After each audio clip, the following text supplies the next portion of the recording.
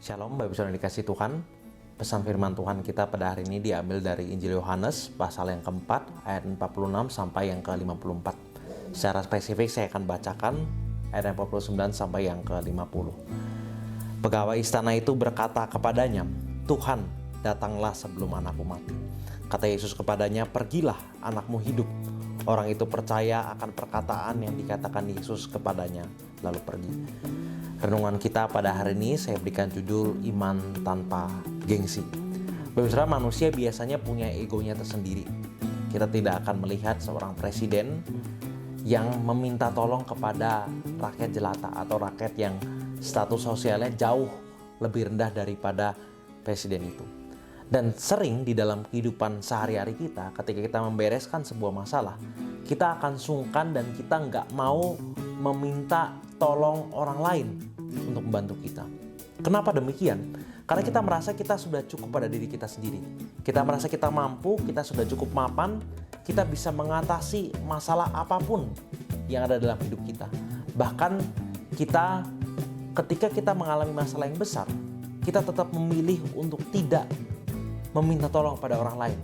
Kita punya gengsi yang besar. Saya bisa kerjain ini sendirian. Ngapain minta tolong orang lain? Kita ingin terlihat kuat dan mapan di dalam keseharian kita. Di dalam teks yang kita baca pada hari ini, kita akan menemukan seorang tokoh yang menarik, yaitu pegawai istana. Pegawai istana ini bisa dibilang seperti staf sus atau staf khusus presiden di zaman sekarang. Orang yang derajat sosialnya itu cukup tinggi, bahkan sangat tinggi bisa kita bilang. Namun walaupun dia ini adalah orang yang mapan, tapi dia punya masalah yang serius, yaitu anaknya sakit dan anaknya sudah mau mati, sudah mau meninggal karena sakitnya. Mungkin pegawai istana ini bisa saja menyimpan perkaranya, tetapi dia memilih untuk datang kepada Yesus. Dia memohon kepada Yesus supaya dia bisa datang ke sana dan supaya Yesus bisa datang sebelum anaknya mati. Pegawai istana ini mungkin sangat stres, bimbang, pusing, mengalami dilema yang besar, mengalami kehilangan arah, karena dia tidak tahu bagaimana dia bisa menyelamatkan anaknya yang sudah mau mati. Dia punya banyak hal, dia punya reputasi, dia punya kecukupan yang tinggi dalam kesehariannya, tetapi hal-hal itu tidak bisa menyelamatkan anaknya yang sudah mau mati. Apa yang dia lakukan dalam kondisi ini? Dia memilih untuk dengan jujur menceritakan pergumulannya kepada Yesus. Memohon kepada Yesus untuk menyembuhkan anaknya, untuk datang dan memulihkan keadaan anaknya. Memang tidak dikatakan secara eksplisit, tetapi itu pasti menjadi kerinduan dari pegawai istana ini. Dia memohon pertolongan kepada Yesus dengan terbuka, dengan apa adanya, dengan asli. Dia mengemis pertolongan kepada Tuhan. Dan singkat cerita, dia dan seluruh keluarga percaya kepada Yesus karena melihat anaknya tetap hidup oleh kuasa Tuhan. Dalam hidup kita pasti punya banyak pergumulan. Namun terkadang kita gengsi untuk datang kepada Yesus. Kita tahu ada masalah keluarga, masalah pekerjaan, masalah keseharian kita, pertemanan yang menumpuk.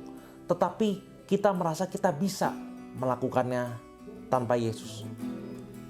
Kita merasa kita gengsi datang kepada Tuhan, berserah kepada Tuhan. Karena kita punya pengalaman, kita punya pencapaian, kita punya kecakapan. Kita tidak mau minta tolong kepada Tuhan.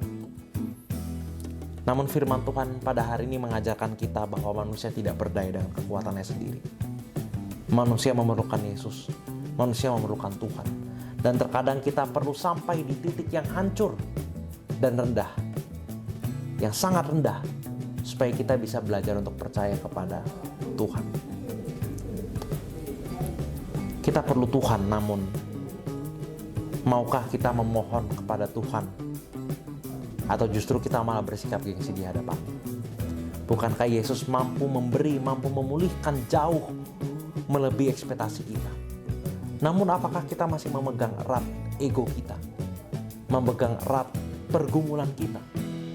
Memegang erat pemikiran-pemikiran kita sendiri, ketimbang membiarkan pemikiran dan jalan dan ajaran Yesus yang membentuk kita di dalam pergumulan kita.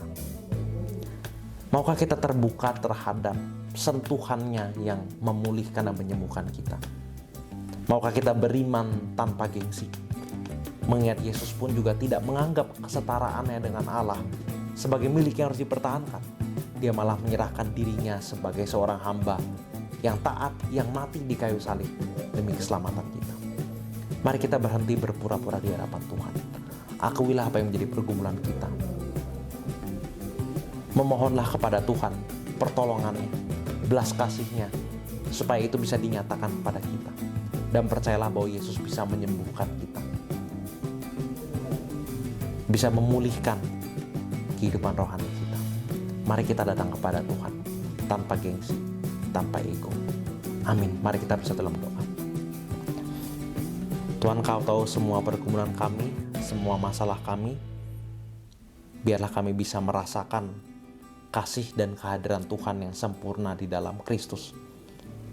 Ajar kami untuk tidak sungkan, ajar kami untuk tidak gengsi, ajar kami untuk meletakkan semua ego kami yang merasa kami sanggup, kami bisa menyelesaikan pergumulan kami sendiri.